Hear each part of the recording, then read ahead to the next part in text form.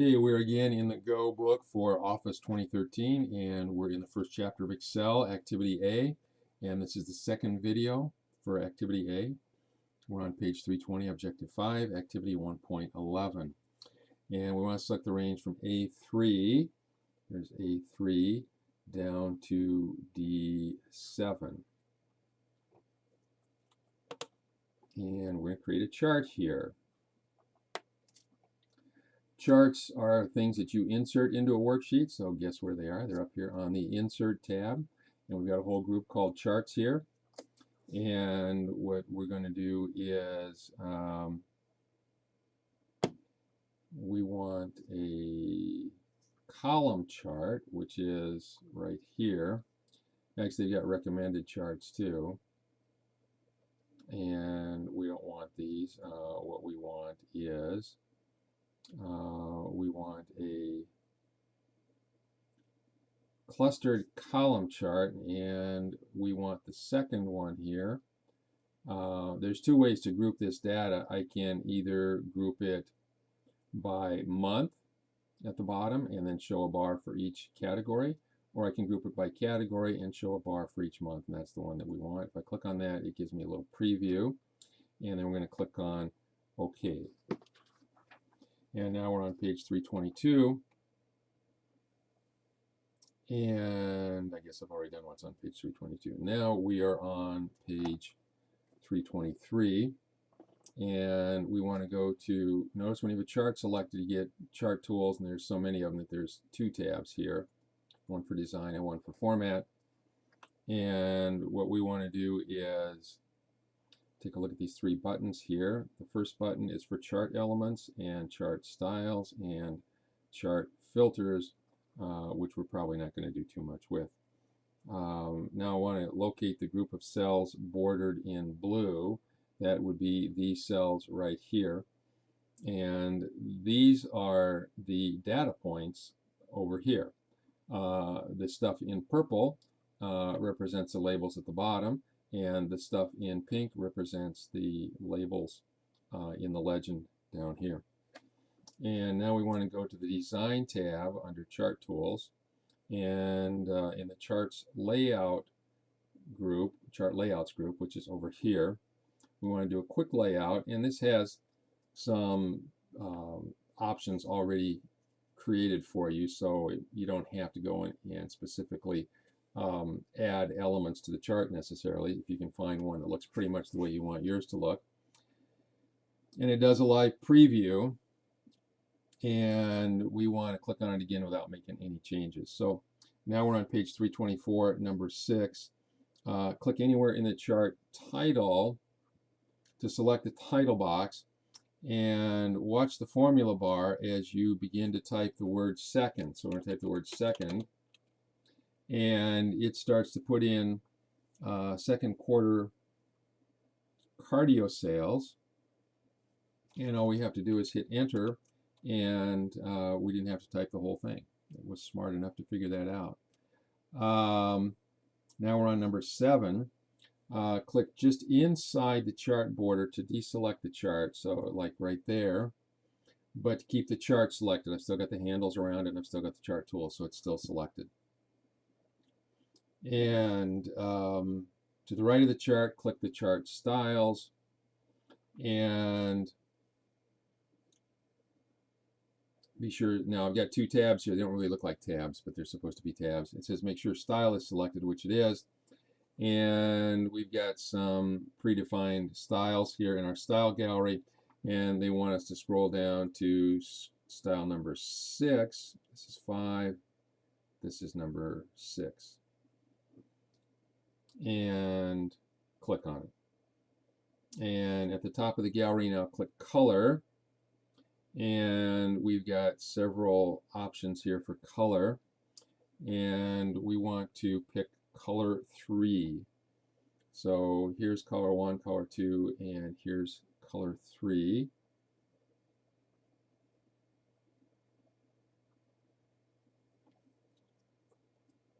And I think I missed something here. I think I must have picked the wrong version back here a minute ago. So that's easy to fix though.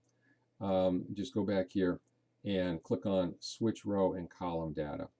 And if you do, then we'll get the months across the bottom here, and we will get the categories down here. And now I want number 3 here, and this should look pretty much like the picture on page 325. And then we want to move our chart, and you move it by getting the 4-headed arrow, which is simply clicking any place on the border. We want to drag it over here to where it is in A10, and that looks about like the picture on page 325. Click anywhere to deselect the chart, doesn't matter, and now my chart is no longer selected, and let's save our work. Now we can do spark lines, which are like charts that appear in one cell. I'm not sure how useful these are, but we're going to try them out. Select the range B4 to D7. So here's B4, and here is D7. And I want to insert spark lines. And I've got 3 kinds of spark lines over here, and I want a line spark line. Okay. The data range says B4 to B7. The location range is F4 to F7.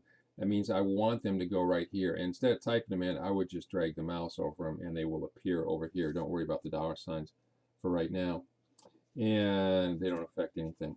Now we're on the bottom of page 325. Click OK. And you see now what you get is the line there showing, that these numbers went up steadily. These numbers dropped off quickly and then leveled off in June, and so on. So it's a miniature line chart that we're inserting there. And now I want to go to I'm on the top of page 326. I want to go to the Design tab for Sparkline Tools. And in the Style group, click the More button. That's this little down arrow here. And in the second row, click the 4th item. So it's accent 4, darker 25%, and then he says press Control Home, or just click up here in the first cell and click on Save. Now we're on page 326, activity 1.14, and we're going to go to A1. We've already done that. Click the Page Layout tab up here, and in the Page Setup group right here, click Margins, and we want Custom Margins. This works just like it does in Word, almost just like it does in Word. And on the Margins tab, under Center on Page, select horizontally, so it'll be left to right, it'll be in the middle. And in the Header Footer tab right here, I want to do a custom footer, and in the left section, we want to insert the file name, and this button right here is the file name button, and we get a little code there. It's not like it was in Word, a little code there, but when we actually preview this, when we print it, it will show us the name of the file. Click OK, and now we're back in our worksheet. Now we're on page 327, activity 1.15, and we're not going to do document properties, so I'm going to skip that. And we're going to activity 1.16, and we're going to look at the File tab, and we're going to look at Print here. And always check down at the bottom. It says page 101, so we know it's going to fit on one page. And let's hit the back arrow.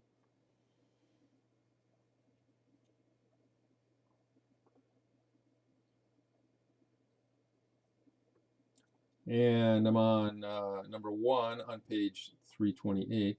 Select A2 to F5, which is right here. And we want to do print preview.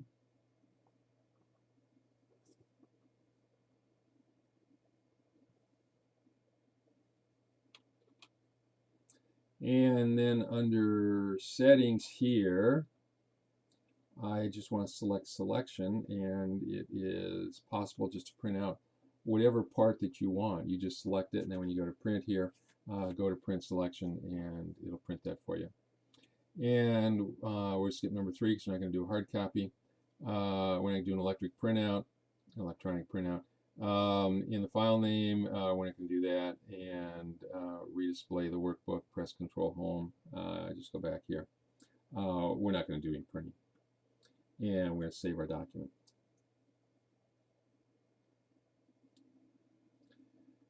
And now we're at the top of page 329. And on the Formulas tab right here, click Show Formulas. And it will show us all of the formulas that we have. And for some reason, it always spreads everything out like this.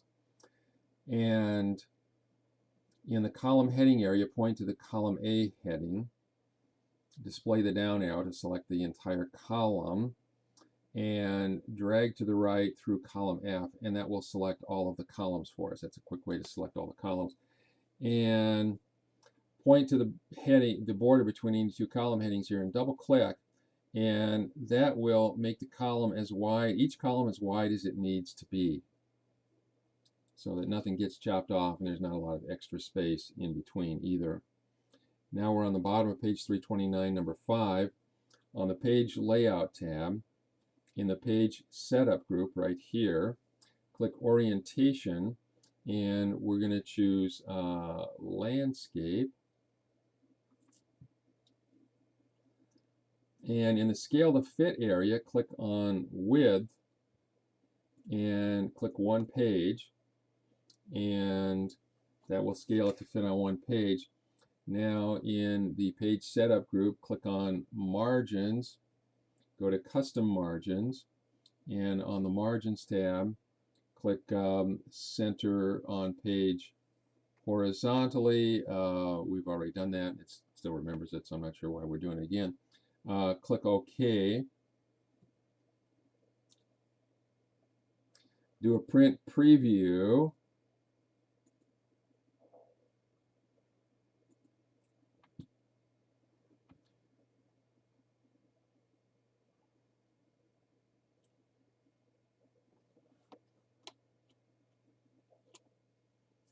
And it still says print selection here, so we got to say print the active sheet. And now it will show us the whole thing. And now we are going to save it. We're not going to print the formulas here. So I guess we're not going to save it then. So go back here. And now I want to get rid of the formulas. So what I have to do is go to the Formulas tab here, turn off Show Formulas, and see, now it does that. I don't know why it has to do that. But when you show formulas and go back, it always messes up the column widths in both directions, actually. So let's try making that a little wider, and there we go. I want to make it just a little bit wider. If I just done this, double-clicked, it makes it just as wide as it needs to be, but then I think sometimes it gets a little bit cluttered. So what I'm going to do is just make them all this wide, and that doesn't look too bad. And that's the end of project 1A for Excel. So make sure you save that and put it in Dropbox when you're done. And that's the end of this video.